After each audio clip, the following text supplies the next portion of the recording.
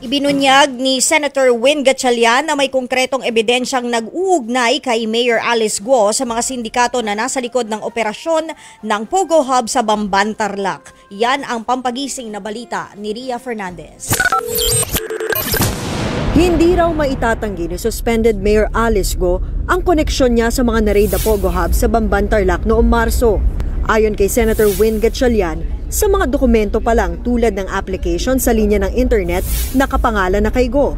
Naunang sinabi ni Guo na binenta niya ang Baofu compound na pinagtayuan ng Pogo sa isang negosyante bago pa raw siya tumakbo sa pagka-alkalde noong 2022 local elections. Pero para kay Gatchalian, malinaw na itinayo ang Baofu compound para makapasok ang Pogo sa Bamban. Siya yung presidente nitong korporasyon na ito. Kaya lahat ng dokumento itinuturo na meron siyang active participation para mabuo itong Pogo.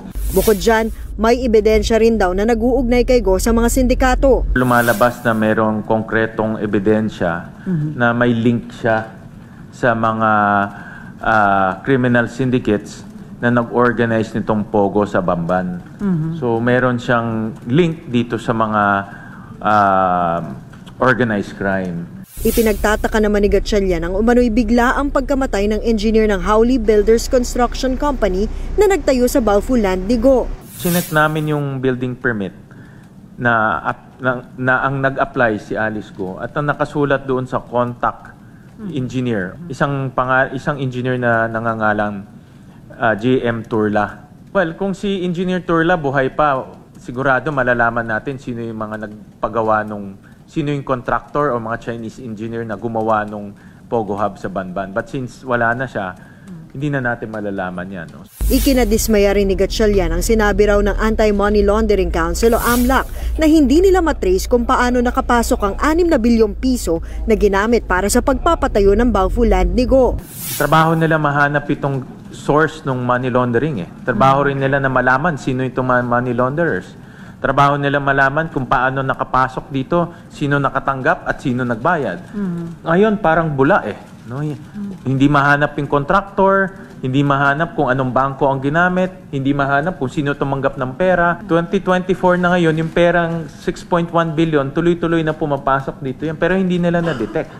No? Kaya I'm quite disappointed with AMLAC na hindi nila na-detekto. At even kahapon, wala silang sagot. Sa gitna ng issue sa mga Pogo, naalarma na si Gatchalian sa lumalalim at lumalawak na operasyon ng mga Pogo sa bansa. Sa kanilang executive session kahapon, nadiskubre raw nila sa Pogo Web na inilahad ng mga intelligence agency na may mga politiko, pulis at taga-immigration na sangkot sa Pogo. Pati mga sindikato, nakipagsabwatan na rin daw. Yung kanilang galamay, umaabot na ngayon, kasama na yung mga lokal na criminal syndicates.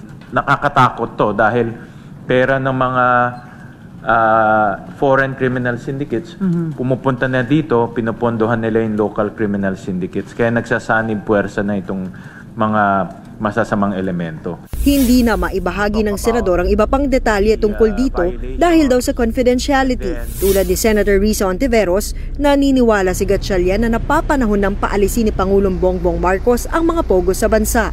Lumalawak na yung kanyang galamay. At ang kinakatakutan ko, baka umabot sa punto na hindi na natin makokontrol itong mga ito, sila na ang kokontrol sa gobyerno natin. No? Kasi may mga tao na silang binabayaran. Nagbabalita mula sa Frontline, Ria Fernandez, News 5.